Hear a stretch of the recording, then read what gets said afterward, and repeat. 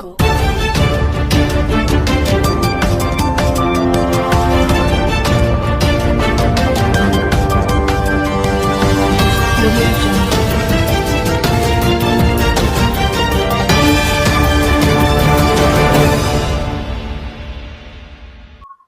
Bottom Srirammurthy శత జయంతి ఉత్సవాలు ఘనంగా ప్రారంభం. రాష్ట్ర మాజీ మంత్రి, పార్లమెంటు మాజీ సభ్యులు బాటం శ్రీరామమూర్తి శత జయంతి ఉత్సవాలు మంగళవారం ప్రారంభమయ్యాయి.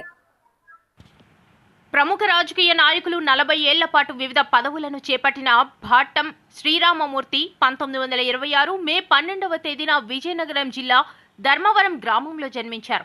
ఈ నేపథ్యంలో ఉత్తరాంధ్ర బ్రాహ్మణ మహాసభ మంగళవారం సాయంత్రం డాబా గార్డెన్స్ లోని విజేఎఫ్ ప్రెస్ క్లబ్ ఏర్పాటు చేసిన మీడియా సమావేశంలో బాటం చిత్రపటానికి పూలమాలలు వేసి నివాళులర్పించాక కేక్ కట్ చేసి శత జయంతి ఉత్సవాలను లాంఛనంగా ప్రారంభించారు. వచ్చే ఏడాది ఇదే తేదీ వరకు ఈ ఉత్సవాలు ఘనంగా జరుగుతాయి. బీచ్ రోడ్లో శ్రీరామమూర్తి విగ్రహం ఏర్పాటుకు నిర్వాహకులు అన్ని ప్రయత్నాలు చేస్తున్నారు. ఈ సందర్భంగా ఉత్సవ కమిటీ అధ్యక్షులు ఉడా మాజీ చైర్మన్ డాక్టర్ ఎస్ఏ రెహమాన్ మాట్లాడుతూ రాజకీయాల్లో విలువలు కాపాడిన గొప్ప వ్యక్తి బాటం శ్రీరామమూర్తి అన్నారు. ఆయన పేరిట ఏడాది పాటు పలు కార్యక్రమాలు నిర్వహించి ఈ తరానికి ఆయన గొప్పతనం తెలియజేస్తామన్నారు.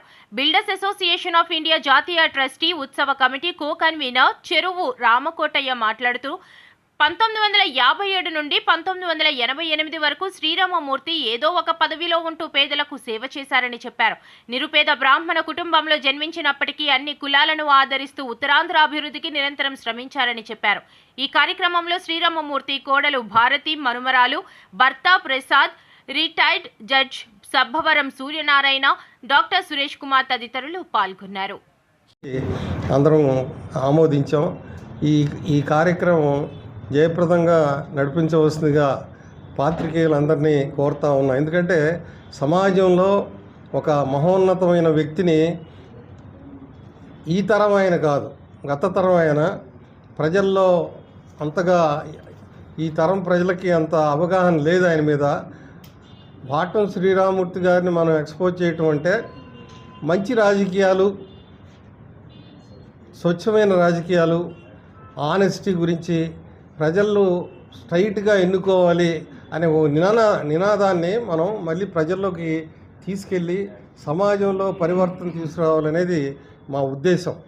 ఈ మంచి మహోన్నతమైన ఈ ఉద్దేశాన్ని మీరందరూ గనక కొద్దిగా తోడిస్తే సమాజం ఈరోజు కాకపోతే రేపు మళ్ళీ దాన్ని మార్చడానికి మనకి ఒక అవకాశం వచ్చింది.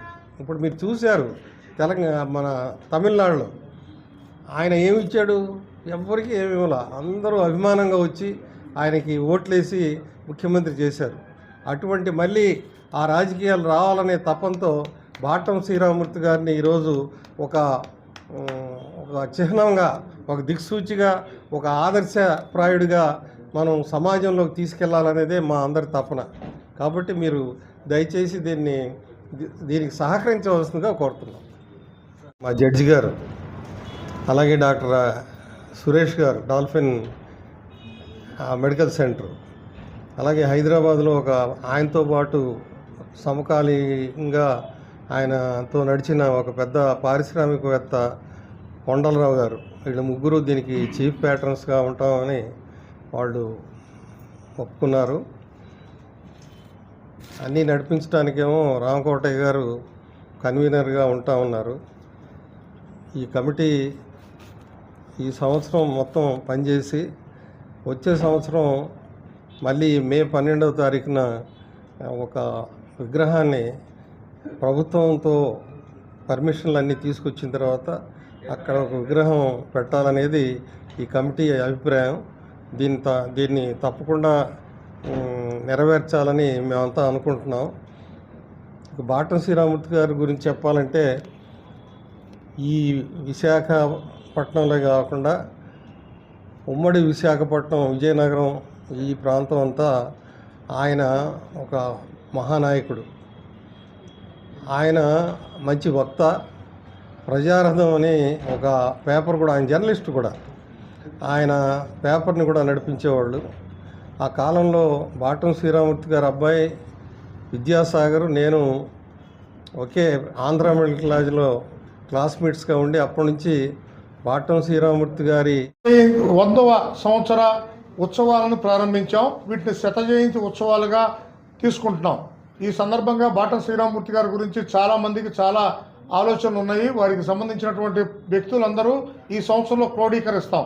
ఎవరెవరు రాజకీయ నాయకులు ఎక్కడెక్కడ ఉన్నారు, ఎవరెవరు లబ్ధి పొందారు, ఎవరెవరు వారి యొక్క ప్రసంగాలను విని చాలా బాగా ఉత్తేజితులయ్యారు, వారు రాసిన సంపాదకీయాలకు ఎవరెవరు ఎలా ఉన్నారనే విషయాలన్నింటినీ క్రోడీకరిస్తాం.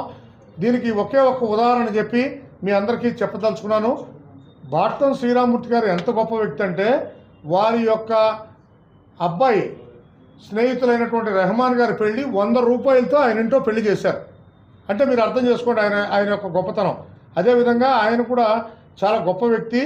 పే బ్యాక్ టు సొసైటీకి మారు పేరైనటువంటి ఆయన యొక్క జీవితం చాలా చాలా